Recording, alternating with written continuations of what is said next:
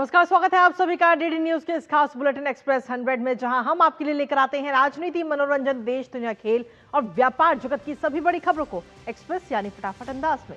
मैं हूं कृतिका। तो चलिए शुरुआत करते हैं एक्सप्रेस 100 की और देखते हैं खबरें तेज रफ्तार से। प्रधानमंत्री नरेंद्र मोदी आज मासिक रेडियो कार्यक्रम मन की बात के जरिए अपने विचार साझा करेंगे। मन की बात कार्यक्रम की 127वीं कड़ी होगी। ये कार्यक्रम पूरे आकाशवाणी और दूरदर्शन नेटवर्क पर प्रसारित किया जाएगा। इसका सीधा प्रसारण डीडी न्यूज, आकाशवाणी समाचार, प्रधानमंत्री कार्यालय और सूचना और प्रसारण मंत्रालय के यूट्यूब चैनलों पर भी किया जाएगा।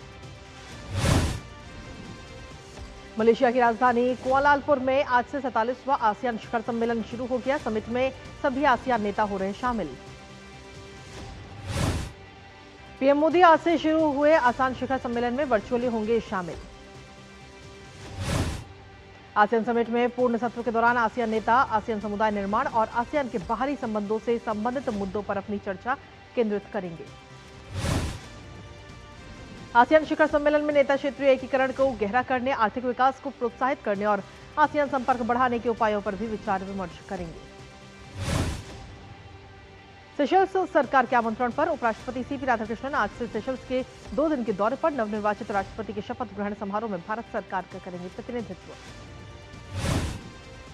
अपने दौरे के दौरान उपराष्ट्रपति सीपी राधाकृष्णन डॉक्टर हरमनी को भारत की ओर से हार्दिक बधाई देंगे और भारत एवं सेशल्स के बीच घनिष्ठ, दीर्घकालिक और विश्वासपूर्ण संबंधों को दोहराएंगे।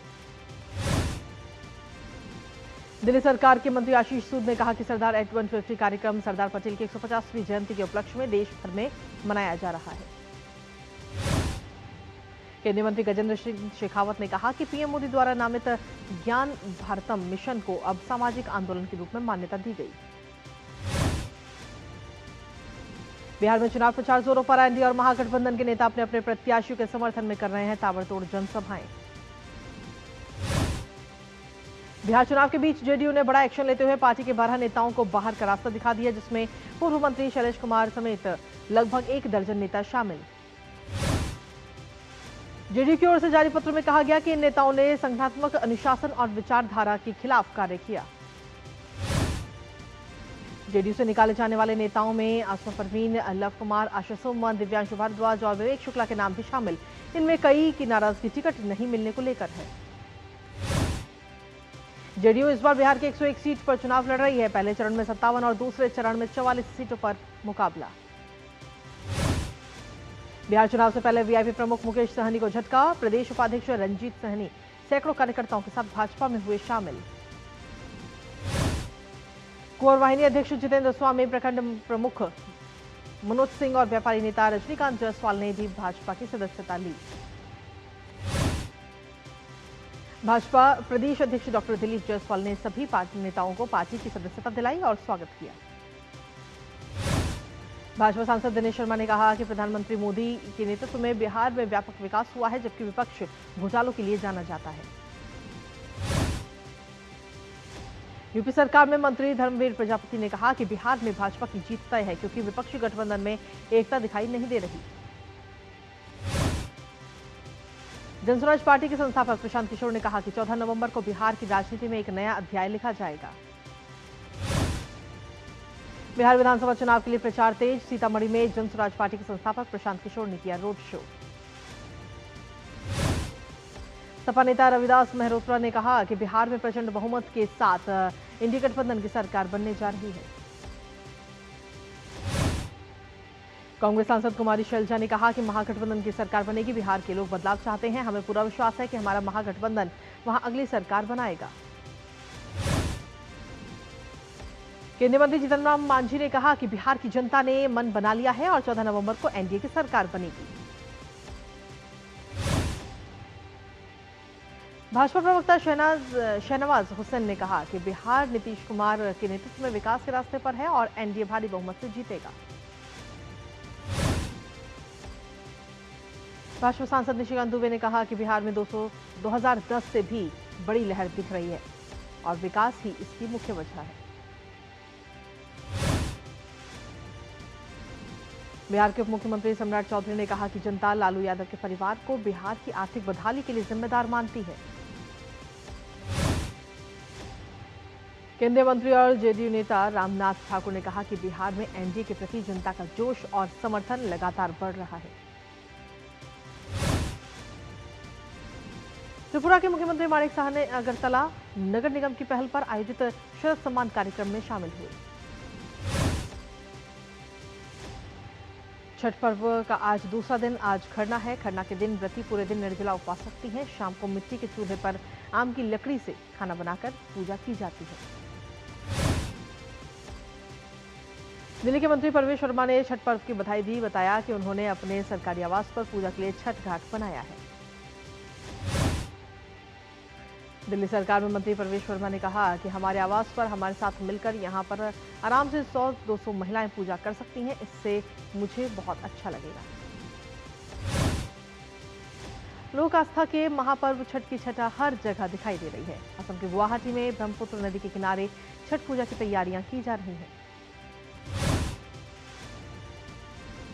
केंद्रीय संस्कृति एवं पर्यटन मंत्री गजेंद्र सिंह शेखावत ने कहा कि ज्ञान भारतम मिशन देश के सांस्कृतिक पुनर्जागरण की दिशा में एक महत्वपूर्ण पहल है।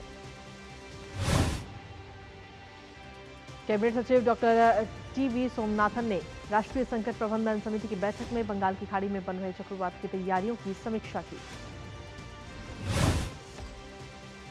मौसम विभाग ने बताया कि दक्षिण पूर्व बंगाल की खाड़ी में बना दबाव 27 अक्टूबर तक चक्रवात में बदल सकता है और 28 को आंध्र तट से टकरा सकता है। तमिलनाडु, आंध्र प्रदेश, पुडुचेरी और ओडिशा प्रशासन ने राहत दलों को तैनात कर लोगों की सुरक्षा और निकासी की तैयारी पूरी कर ली है। एनडीआरएफ, सेना, नौसेना, वायुसेना और तटरक्षक बल ने जहाजों और विमानों के साथ राहत एवं बचाव कार्यों के लिए तैयारी पूरी कर ली है। कैबिनेट सचिव ने राज्यों को निर्देश दिया कि जनहानि शून्य रखने और प्रभावित क्षेत्रों में आवश्यक सेवाएं शीघ्र बहाल करने पर ध्यान केंद्रित किया जाए। मौसम विभाग ने दक्षिण भारत में अगले 5 दिन भारी से अत्यधिक भारी वर्षा का अनुमान जताया है। मौसम विभाग ने तमिलनाडु, केरल और माहे में 27 अक्टूबर को मूसलाधार बारिश का अनुमान जताया। तटीय आंध्र प्रदेश में 27 से 29 अक्टूबर तक भारी से अत्यधिक भारी वर्षा हो सकती है। रायलसीमा और तेलंगाना में भी वर्षा के आसार। बंगाल की खाड़ी में बने डिप्रेशन के आज गहरे दबाव में बदलने की संभावना और ये 27 अक्टूबर को चक्रवात का रूप ले सकता है और इसके 28 को काकीनाडा के पास तट से टकराने की भी आशंका। मौसम विभाग के अनुसार बंगाल की खाड़ी में 27 और 28 अक्टूबर को 80 से 90 किलोमीटर प्रति घंटे की रफ्तार से तेज हवाएं चलने की संभावना। 29 अक्टूबर को आंध्र प्रदेश और यानम तट पर 60 से 70 किलोमीटर प्रति घंटे की रफ्तार से तेज हवाएं चलने की संभावना। पूर्व और मध्य भारत में 27 से 30 अक्टूबर के दौरान ओडिशा, छत्तीसगढ़, बंगाल, झारखंड, बिहार में बारिश, तो वहीं दक्षिण ओडिशा में 28-29 अक्टूबर को हो सकती है मूसलाधार बारिश।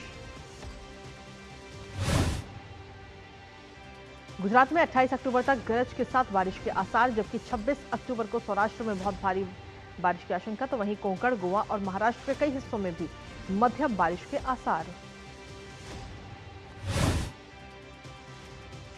पूर्वी राजस्थान में 26 से 28 अक्टूबर तक हल्की से मध्यम बारिश की संभावना, जबकि 27 अक्टूबर को कुछ इलाकों में तेज बारिश की भी संभावना।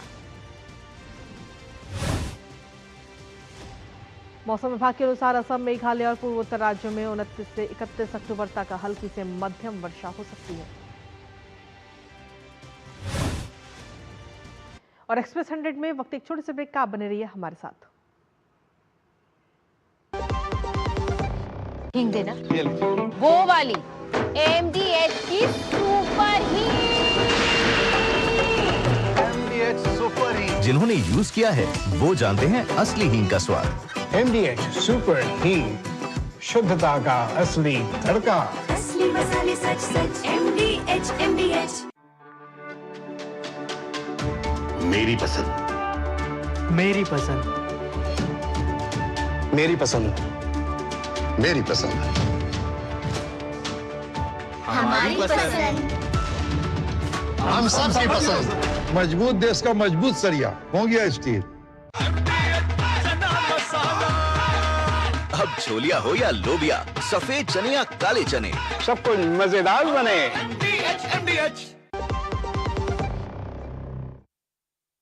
मन की बात है जन जन की, संघर्षों के कुछ किस्से, कहानी कुछ सफलताओं की, अनकही विरासत की, उम्मीदें नए भारत की। महीने के आखिरी रविवार का रहता है इंतजार, मलयाचल के आंचल से विंध्याचल के आंगन तक, ब्रह्मपुत्र के घाट से हिमालय के विस्तार तक होती है मन की बात प्रधानमंत्री के साथ। तो सुनिए इस महीने 26 अक्टूबर सुबह 11 बजे मन की बात आकाशवाणी और दूरदर्शन के सभी चैनलों पर और प्रसार भारती के OTT प्लेटफॉर्म वेव्स पर सजीव प्रसारण लाइव स्ट्रीमिंग के माध्यम से। मन की बात के प्रादेशिक भाषाओं में अनुवाद का पुनः प्रसारण आप सुन सकते हैं रात 8 बजे आकाशवाणी और दूरदर्शन के सभी प्रादेशिक चैनलों पर। तो याद रखें, रविवार 26 अक्टूबर सुबह 11 बजे मन की बात। और ब्रेक के बाद एक बार फिर से स्वागत है आप सभी का वापस रुक एक्सप्रेस 100 का। इलेक्ट्रॉनिक्स एवं सूचना प्रौद्योगिकी मंत्री अश्विनी वैष्णव ने कहा कि भारत मोबाइल विनिर्माण में आत्मनिर्भर बनने की दिशा में तेजी से बढ़ रहा है। अगले 2 वर्षों में मोबाइल फोन के पूरे पुर्जे का घरेलू उत्पादन शुरू होगा।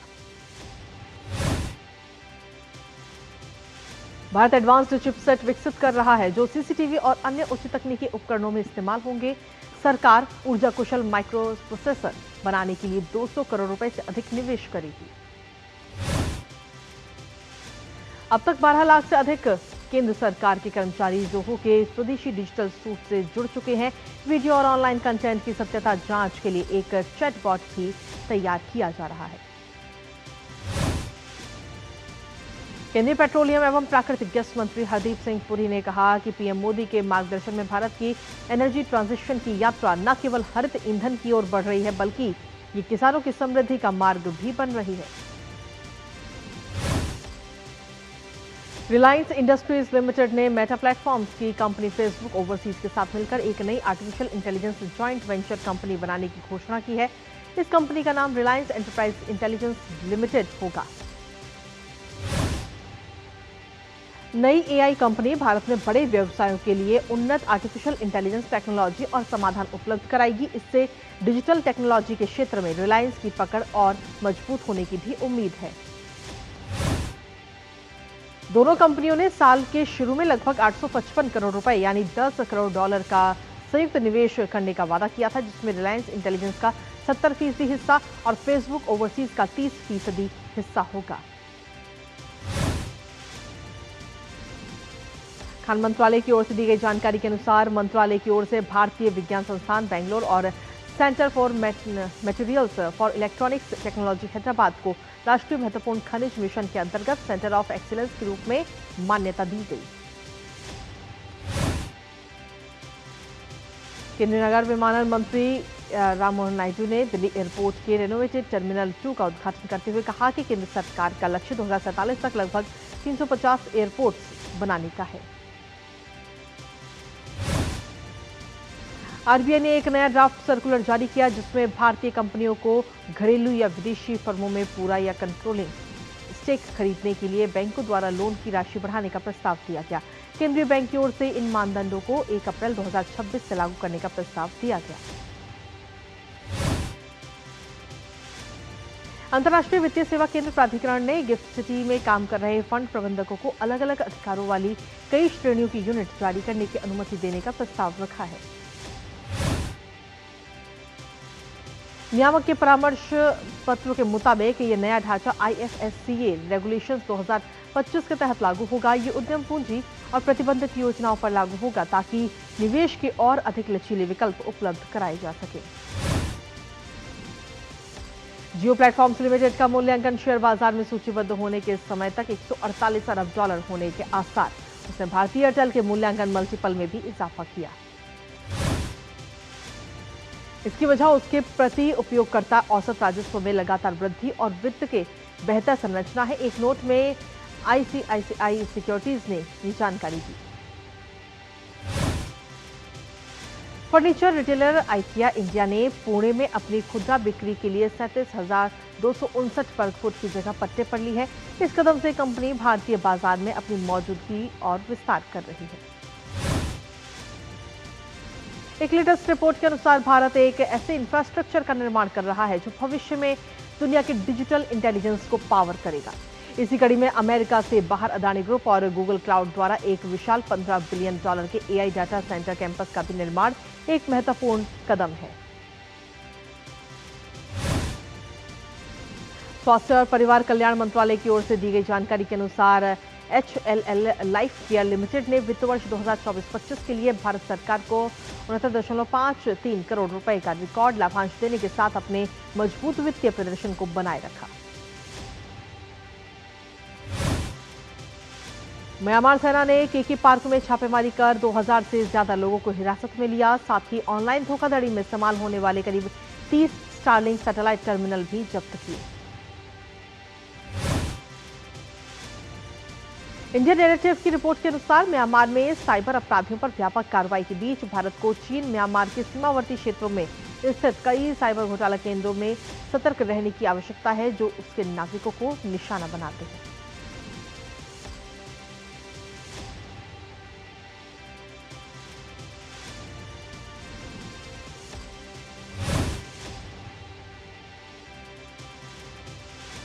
एक रिपोर्ट के अनुसार एप्पल अपने यूजर्स के लिए इस वर्ष के अंत में फोल्डेबल आईफोन पेश कर सकता है। ये फोन ग्राहकों की उम्मीदों को नए सिरे से परिभाषित करेगा और फोल्डेबल फोन को नए मेन स्ट्रीम अडॉप्शन फेज में लाएगा।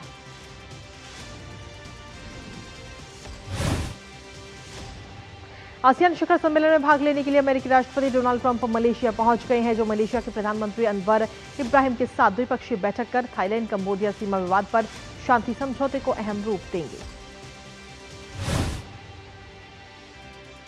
इस दौरान राष्ट्रपति ट्रंप चीन के राष्ट्रपति शी जिनपिंग से भी मुलाकात कर व्यापार, प्रौद्योगिकी और खनिज सहयोग जैसे मुद्दों पर चर्चा कर सकते हैं। हालांकि चीन की ओर से बैठक की आधिकारिक पुष्टि अभी नहीं की गई है।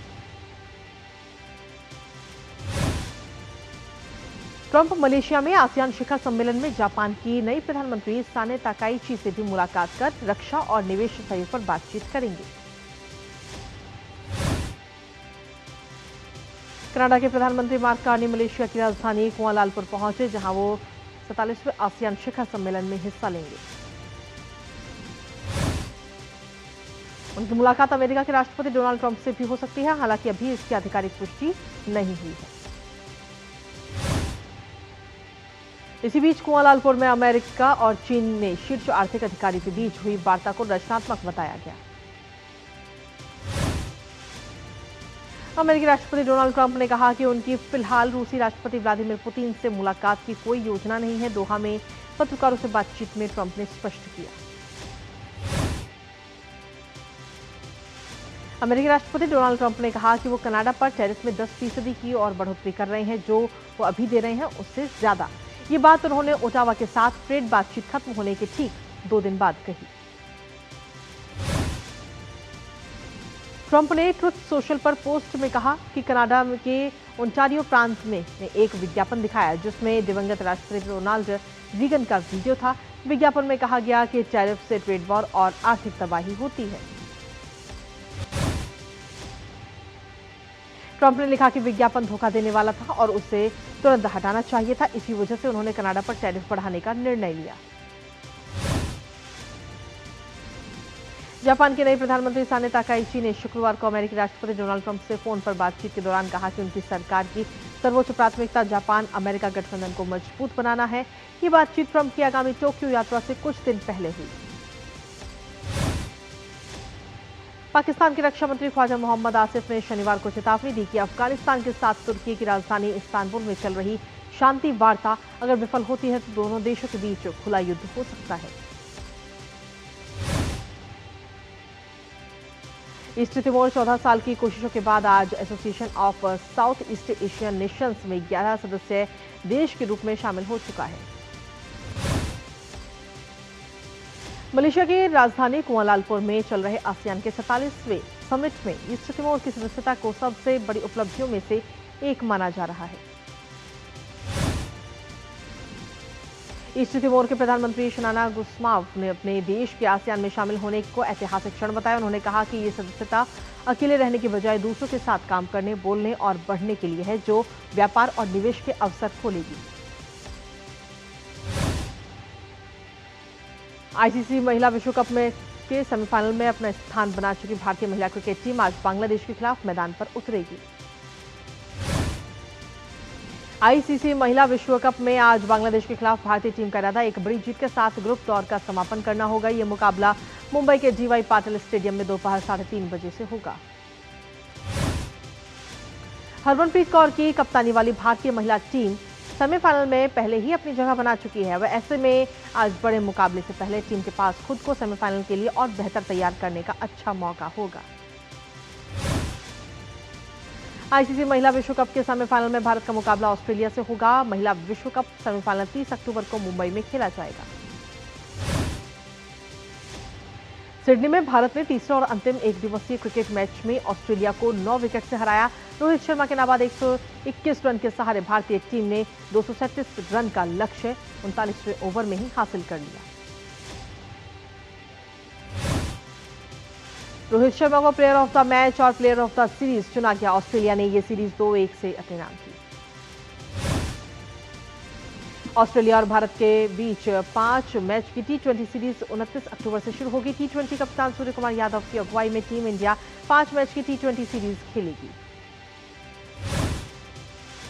भारतीय पोलो टीम ने कांगवेरा इंटरनेशनल पोलो कप 2025 का खिताब अपने नाम कर लिया। दिल्ली के जयपुर पोलो ग्राउंड में खेले गए रोमांचक मुकाबले में भारत ने अर्जेंटीना को 10-9 के करीबी अंतर से हराकर ट्रॉफी पर कब्जा जमाया। केंद्रीय मंत्री गजेंद्र सिंह शेखावत ने विजेता खिलाड़ियों को ट्रॉफी देकर सम्मानित किया। इस मौके पर सांसद नवीन जिंदल ने भारतीय टीम के प्रदर्शन की जमकर सराहना की। भारतीय पोलो टीम के कप्तान सिमरन सिंह शेरगिल ने अर्जेंटीना के खिलाफ रोमांचक जीत पर खुशी जाहिर की। साथ ही अर्जेंटीना टीम के शानदार खेल की भी प्रशंसा की। ऑस्ट्रेलियाई पैरा बैडमिंटन प्रतियोगिता में प्रमोद भगत ने फाइनल मुकाबले में हमवतन मनोज सरकार को 21-15, 21-17 से हराकर पुरुष सिंगल्स का खिताब अपने नाम किया। ऑस्ट्रेलियाई पैरा बैडमिंटन प्रमोद भगत ने कदम के साथ जोड़ी बनाकर पुरुष डबल्स का खिताब भी अपने नाम किया। प्रतियोगिता में उन्होंने 2 स्वर्ण पदक हासिल किए। भारत ने ऑस्ट्रेलियाई पैरा बैडमिंटन प्रतियोगिता में दबदबा बनाते हुए पदक तालिका में शीर्ष स्थान हासिल किया। प्रो कबड्डी लीग सीजन 12 के पहले प्ले इन मुकाबले में जयपुर पिंक पैंथर्स ने त्यागराज इंडोर स्टेडियम में खेले गए रोमांचक मैच में मौजूदा चैंपियन हरियाणा स्टीलर्स को 30-33 से हराकर एलिमिनेटर 1 में प्रवेश कर लिया। और मनप्रीत सिंह की अगुवाई वाली Haryana team pro kabaddi league season 12 tournament से बाहर हो गई, जबकि जयपुर पिंक पैंथर्स को यू मुंबा और पटना पायरेट्स के बीच होने वाले प्ले इन 2 मुकाबले के परिणाम का इंतजार रहेगा। और इसी के साथ फिलहाल एक्सप्रेस 100 में मुझे और हमारी पूरी टीम को दीजिए अनुमति। नमस्कार।